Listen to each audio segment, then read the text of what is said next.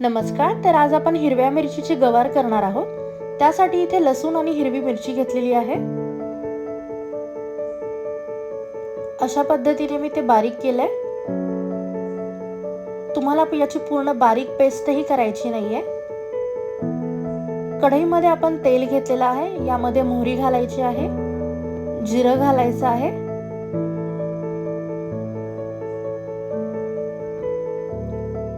मिरची आणि लसूण आपण जे बारीक केलं होतं ते घालायचं यामध्ये, हळद घालायची आहे आणि हे 2 मिनिटांसाठी आपल्याला परतून घ्यायचंय.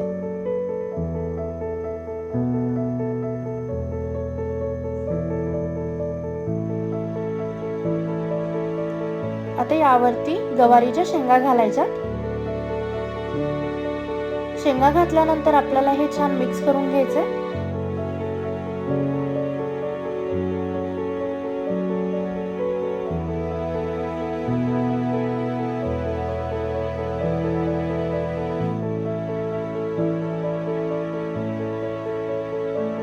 चवीनुसार मीठ घालायचं आहे.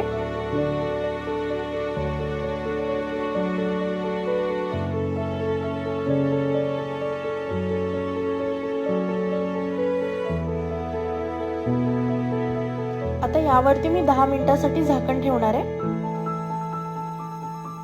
10 मिनिटांनंतर आपण इथे झाकण काढलेलं आहे आणि ही जी गवार आहे आपल्याला 2 ते 3 मिनिटांसाठी अशी परतून घ्यायची आहे.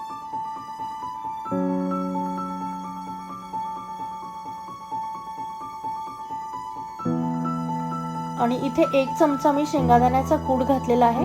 तुम्हाला शेंगादाण्याचा कूट नसेल आवडत तुम्ही नाही घातला तरीही चालेल.